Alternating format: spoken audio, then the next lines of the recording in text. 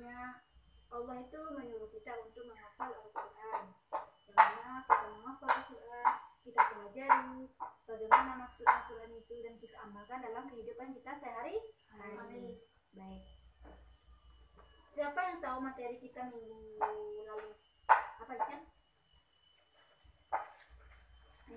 Materi kita minggu lalu, siapa yang tahu? Apa Ican? Rehan? Rafa? Kedudukan Al-Quran dan bukti. Satu-satu. Siapa ini yang mau jawab? Ica. Apa Ica? Al-Quran dan bukti keautentikannya. Ya, bagus. Materi kita minggu lalu adalah Al-Quran dan bukti keautentikannya. Ica, perhatikan ibu ya. Rehan, Rafa, fokusnya ke depan. Al-Quran dan bukti keautentikannya. Karena Al-Quran itu adalah kalam Allah yang diturunkan kepada Nabi Muhammad melalui perantara malaikat Jibril, dan apabila membacanya kita mendapatkan ibadah. Sedangkan bukti keautentikannya yaitu terdapat dalam bukti keautentikannya, yaitu yang pertama yaitu kita lihat segi keautentikannya itu dari segi Al-Quran itu sendiri, yang kedua segi dari bahasanya, yang ketiga segi kesejarahannya, dan yang keempat yaitu segi kandungan Al-Quran. Itu materi kita minggu lalu.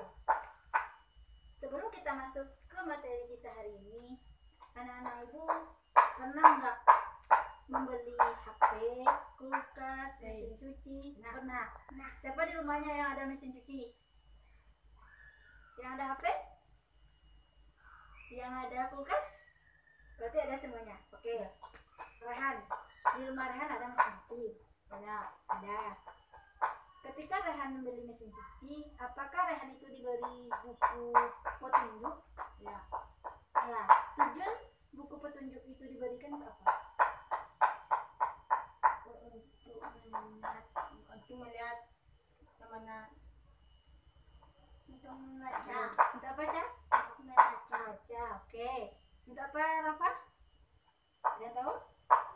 Tidak. Oke, kan ibu jelaskan. Bahwasanya buku petunjuk yang diberikan ketika kita membeli mesin cuci tadi yaitu berguna untuk kita baca. Oke, betul kata Ica. Setelah kita baca, kita mengetahui apa itu petunjuk-petunjuk di sana, yaitu bagaimana cara menghidupkan mesin cuci, bagaimana cara menggunakannya, bagaimana cara mematikannya, yang mana di sana berisi petunjuk-petunjuk. Nah, kalau seandainya tidak ada buku petunjuk itu, apakah Rehan, Ica, dan Rafa bisa menggunakan mesin cuci itu? Tidak. Nah, begitu juga lah kehidupan kita sebagai manusia. Karena dalam menjalankan kehidupan ini, kita harus mempunyai petunjuk-petunjuk. Mempunyai apa? Petunjuk. Ya, mempunyai petunjuk-petunjuk yang berdasarkan atau yang ada pada Al-Quran. Nah, berdasarkan uraian yang ibu jelaskan tadi, bahwasanya materi kita sekarang adalah, coba tahu materi kita sekarang adalah kedudukan Al-Quran. Ya, kedudukan Al-Quran.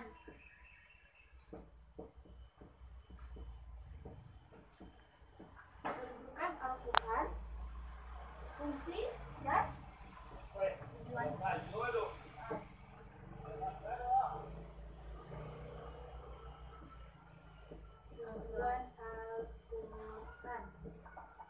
Silakan anak-anak baca semuanya. Ini mari kita tulis. Apa materi kita hari ini? Kedudukan Al-Quran, fungsi dan tujuan Al-Quran. Ya, materi kita hari ini adalah kedudukan Al-Quran, fungsi dan tujuan Al-Quran. Jadi sebelum kita masuk materi ini, yang harus anak-anak ibu capai dalam materi ini, yang pertama yaitu anak-anak ibu harus mengetahui apa itu kedudukan Al-Quran, apa itu fungsi dan tujuan Al-Quran. Kemudian anak-anak ibu harus mampu mengaplikasikan kedudukan Al-Quran, fungsi dan tujuan Al-Quran ini dalam kehidupan sehari-hari. Baik, sekarang kita belajar tentang fungsi dan tujuan, kedudukan, fungsi dan tujuan Al-Quran. Yang pertama yaitu kita menjelaskan tentang kedudukan Al-Quran. Apa tadi? Kedudukan Al-Quran. Oke, yang pertama yaitu kedudukan Al-Quran.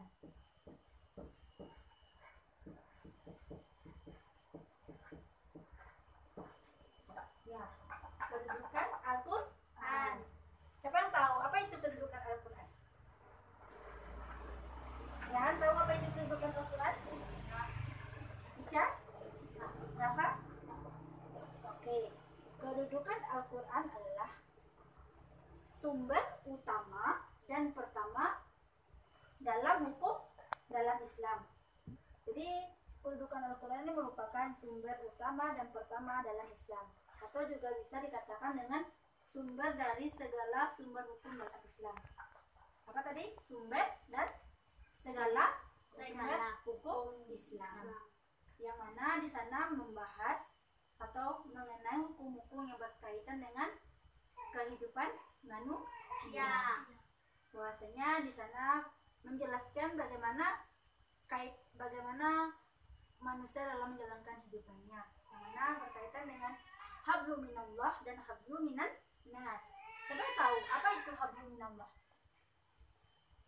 Hablu minallah itu yaitu hubungan manusia dengan Allah, dan hablu minan nas itu hubungan manusia dengan manusia. Rehan, Rafa, tetap semangat, perhatikan ibu ke depan. Oke?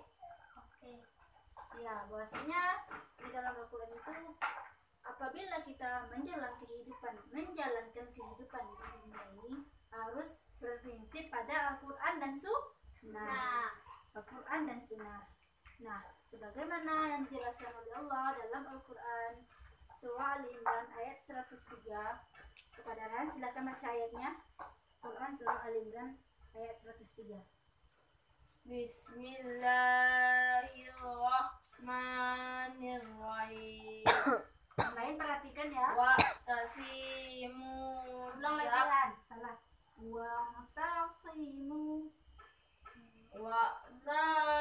Tanya pendek.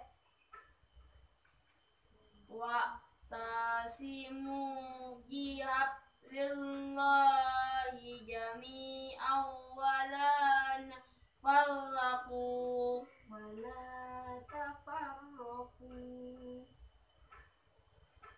la tafarraqu. Baik, terima kasih kepada Rehan. Rafa, silakan baca artinya Rafa. Benar Rafa? Memang teguhlah kamu semua pada tali agama Allah, dan janganlah kamu bercerai-berai.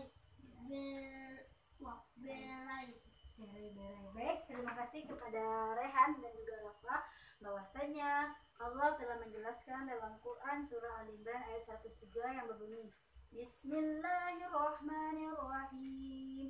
Wa'tasimu bihablillahi jami'an wa la tafarraqu.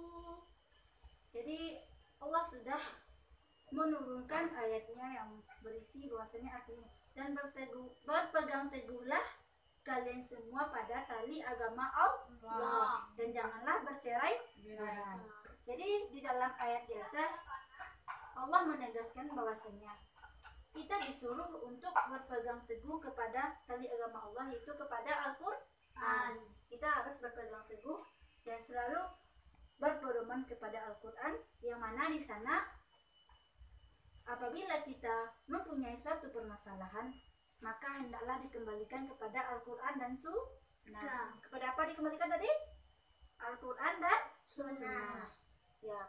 Kemudian juga Allah menjelaskan dalam Quran surah apa Rehan? Surah An-Nisa ayat 59. Rafa, silakan baca surat An-Nisa ayat 9.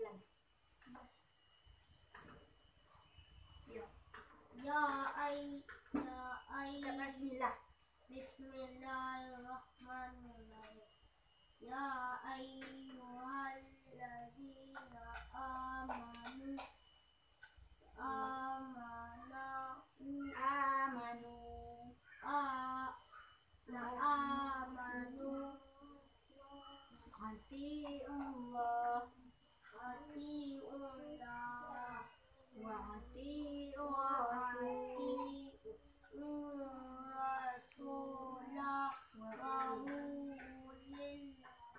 amri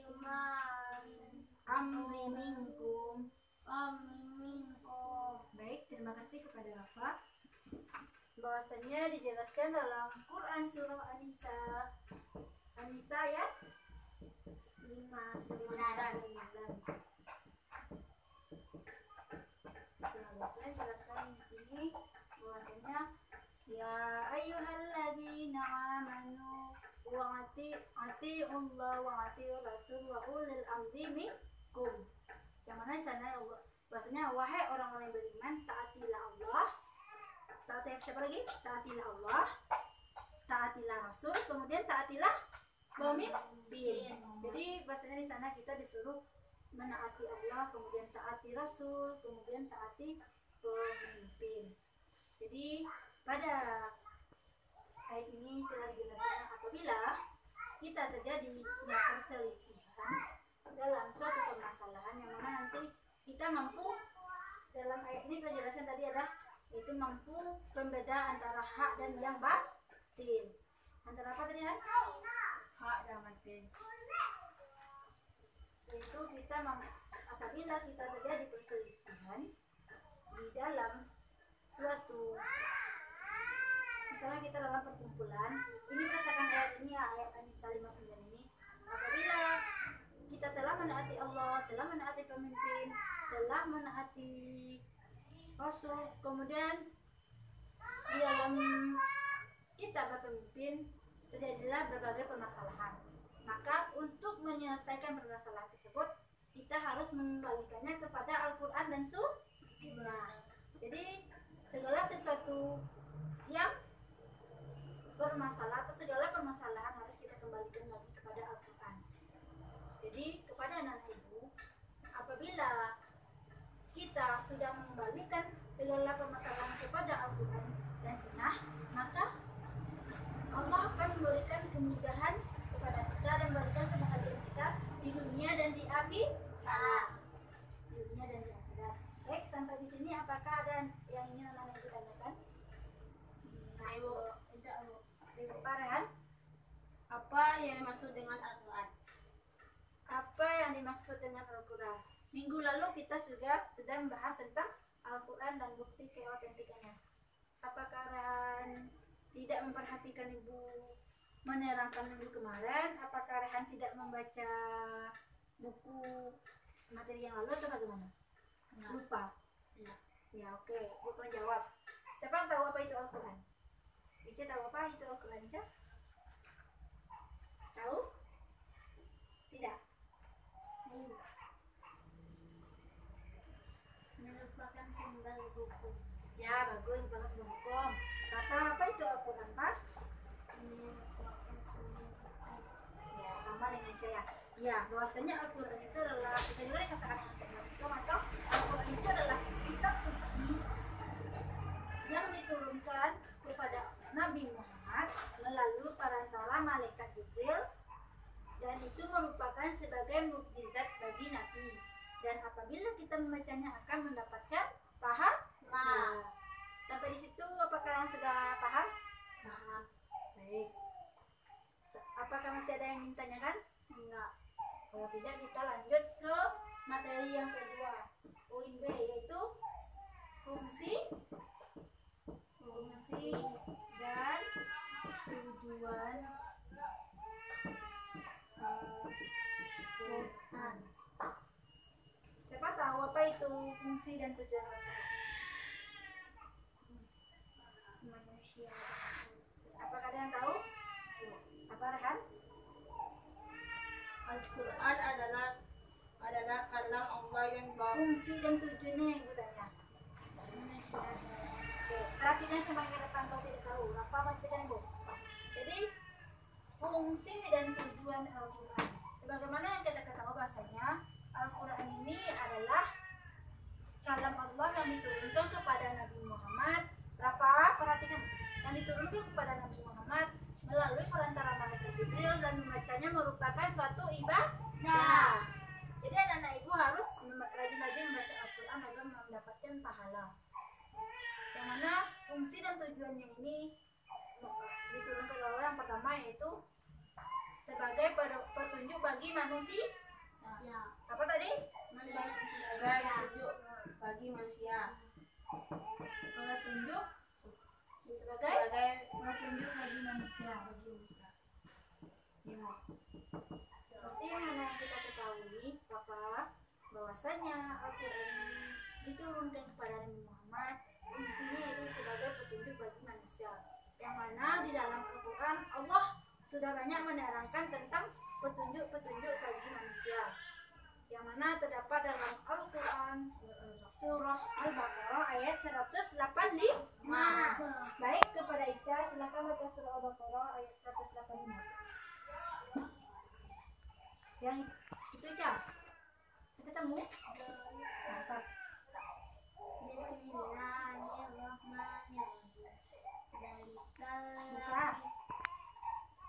Syahrul Ramadan alladzi. Yang di atasnya ya. Syahrul Ramadan alladzi unzila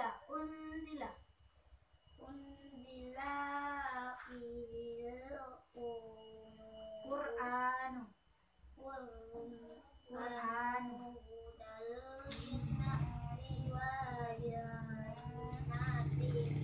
Minal huda wal Furqan. Bawahnya ada lagi. Minal huda wal Furqan.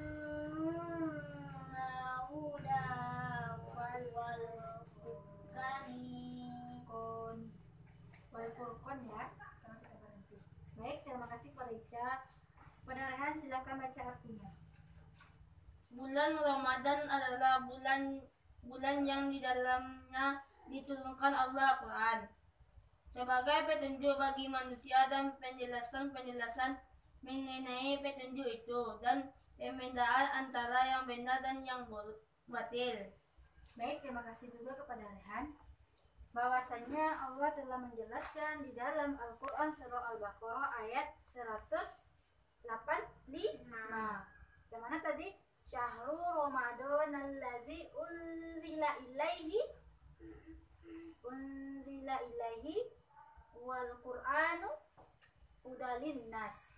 Yang mana bulan Ramadan adalah bulan yang dimana Al-Quran diturunkan, dan Al-Quran itu merupakan petunjuk bagi manusia dan menjadi pembeda antara hak dan yang batil.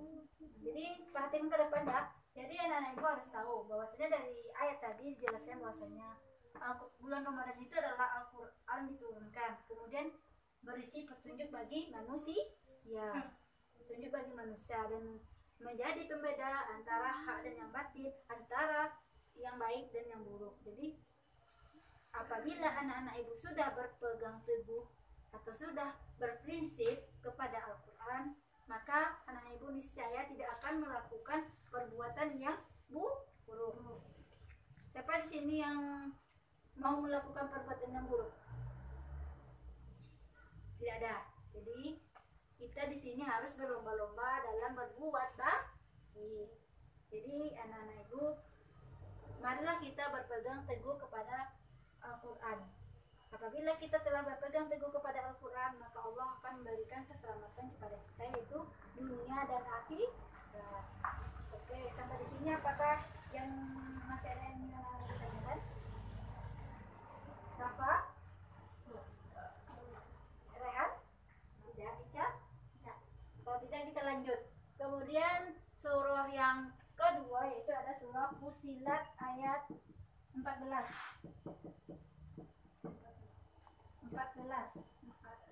Rehan silakan baca ayat Fussilat 14.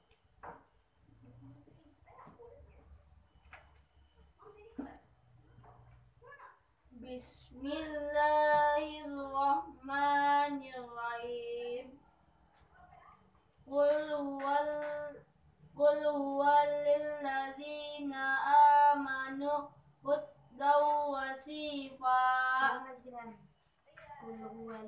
Perhatikan Bu ya. Qul huwal ladzina amanu hudaw wa shifaa. Qul huwal ladzina amanu hudaw wa shifaa. Baik, terima kasih kepada Rehan. Kemudian kepada Rafa, silakan baca artinya.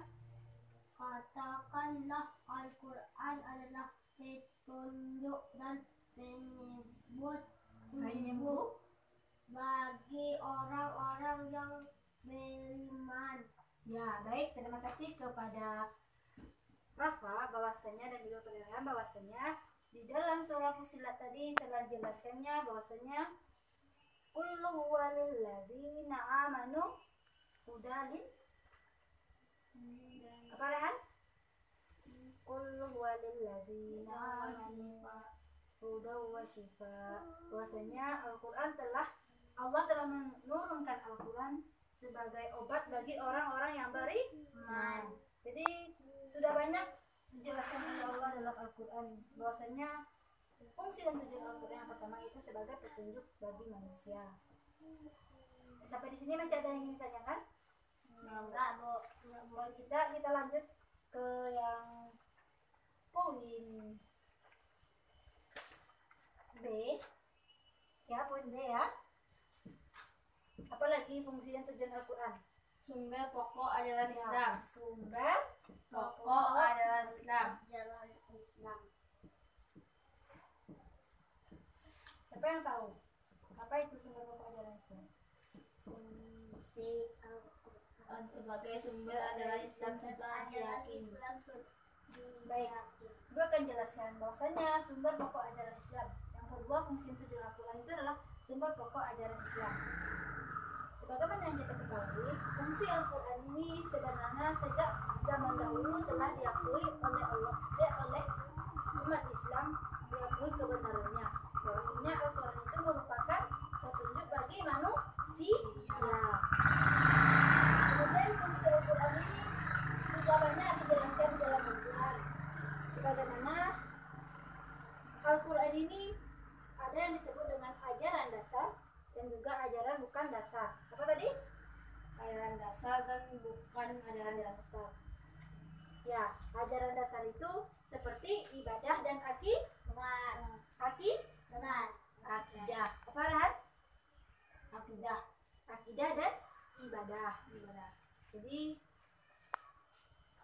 ajaran dasar itu akidah dan ibadah. Sedangkan ajaran yang bukan dasar yaitu apa? Siapa yang tahu? Kalian tahu? Tidak. Ajaran yang bukan dasar itu ada ilmu pengetahuan, hukum, politik, pendidikan, seni, budaya, dan yang lain-lainnya. Nah, dari itu semua, Al-Quran hanya merinci prinsip-prinsip atau merinci hal-hal yang berkaitan dengan hal-hal tersebut. Namun, untuk mengembangkannya itu dikembalikan kepada manusia. Bagaimana manusia itu memperlakukannya atau melakukannya dalam kehidupannya. Apabila ia melakukan kepada hal-hal yang baik, maka itu berarti dia berpedoman kepada Al-Quran. Tetapi kalau dia melakukan hal-hal yang buruk atau melenceng dari Al-Quran, berarti itu dia telah melakukan atau telah berdosa, bukan berdoa, telah berdosa. Sebagaimana kan ayah ibu mengetahui hal-hal tersebut. Selanjutnya yaitu apakah sampai di sini apakah ada yang ingin anak-anak ibu perhatikan? Enggak. Lahan. Apakah ada yang diperhatikan? Bapak? Enggak. Oke. Apakah ada yang ingin ditanyakan? Enggak. Kalau tidak kita lanjut ke yang C itu sebagai Peringatan dan pelajaran bagi manusia. peringatan Dan pelajaran bagi manusia. pelajaran bagi manusia. Baik, kepada anak ibu tolong diperhatikannya. Kalau tidak diperhatikan nanti materi ini tidak akan masuk atau tidak akan anak ibu ketahui. Ibu akan bertanya nanti kepada siapa yang tidak memperhatikan. Jadi materi kita selanjutnya itu peringatan dan pelajaran bagi manusia. Yang mana di sini telah dijelaskan bahwasanya Al-Quran itu merupakan suatu peringatan dan pelajaran bagi manusia. Yang mana dalam Al-Quran sudah banyak sekali dijelaskan bahwasanya peringatan dan pelajaran kepada manusia, sebagaimana Allah itu memberi peringatan kepada hamba-hambanya yang ingkar. Apabila kita ingkar, apabila kita melenceng dari Al-Quran, Allah telah memberikan peringatan-peringatan kepada kita, yaitu yang dijelaskan di dalam Al-Quran. Dalam apa tadi?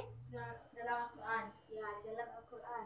Sebagaimana juga ada pelajaran-pelajaran yang dapat kita ambil dari umat-umat terdahulu. Siapa yang tahu dari umat cerita Nabi misalnya atau tidak? Kita ambil saja Nabi Nuh.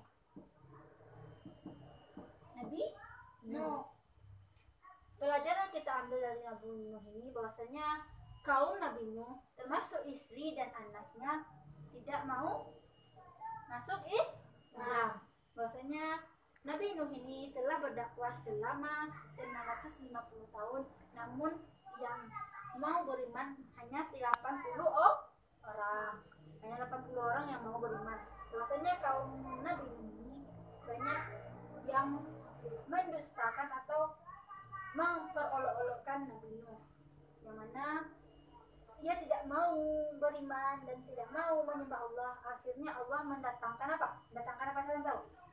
Mendatangkan badai. Yang mana Nabi Nuh ini disuruh oleh Allah membuat kapal di atas gunung.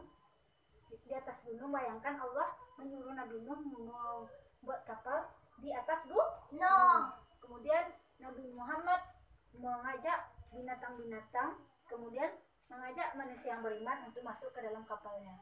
Sedangkan anak dan istrinya diajak tapi tidak mau. Akhirnya kaum Nabi Nuh dan anak termasuk istrinya juga ditenggelamkan oleh Allah. Jadi Allah menurunkan badai dan banjir.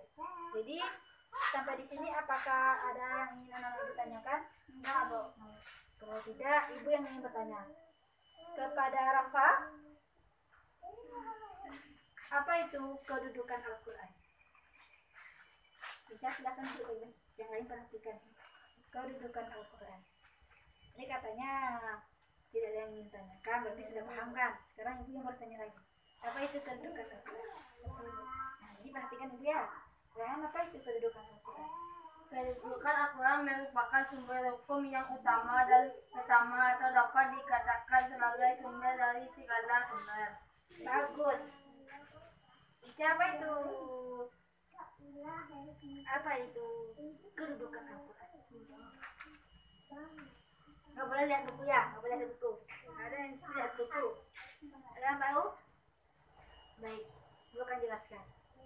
Jadi perhatikan ya, bahwasanya kedudukan Al-Quran itu adalah sumber pokok Islam, sumber hukum Islam, yang mana merupakan sumber dari segala sumber di dalam Islam. Baik, mungkin hanya ini materi kita hari ini. Kepada anak ibu, siapa yang bisa menyimpulkan materi kita hari ini? Saya bisa menyimpulkan. Saya tidak bisa. Tidak bisa? Baik. Ibu akan menyimpulkan materi kita hari ini, yaitu materi kita tentang kedudukan fungsi dan tujuan Al-Quran. Yang mana kedudukan Al-Quran yaitu merupakan sumber hukum Islam yang pertama dan utama di dalam Islam. Yang mana bisa dikatakan sumber dari segala sumber dalam Islam. Yang mana itu apabila kita selalu berprinsip pada Al-Quran, akan Allah berikan kita kemudahan dunia dan akhirat. Yang terdapat dalam Quran surah Ali Imran ayat 103, dalam surah Nisa ayat 59, yang mana di sana dijelaskan bahasanya berpegang teguhlah kita kepada tauhid agama Allah. Kemudian apabila kita terjadi permasalahan, maka hendaknya dikembalikan kepada Al-Quran. Ya, masih fokus di sini? Masih fokus? Fokus. Gue cek ke fokusannya. Pegang kepala.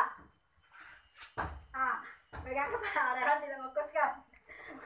Pegang. Nah, nanti ibu ulas sekali lagi ya. Siapa yang tidak fokus sekali lagi, ibu akan beri hukuman. Oke.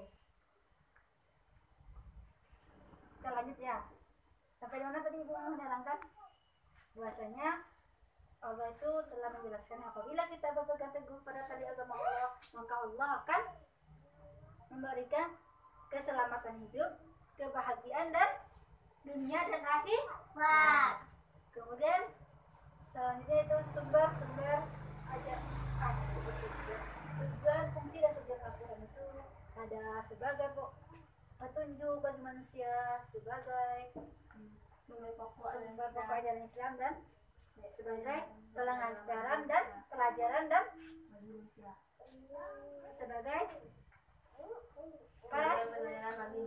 sebagai pelajaran bagi manusia.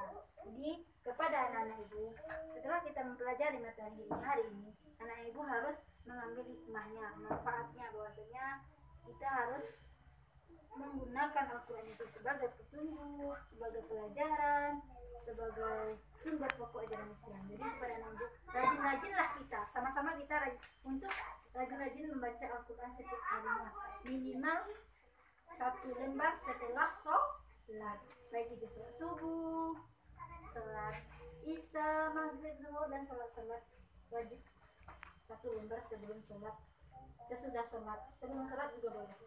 Jadi kepada anak ibu, mungkin itu materi kita hari ini.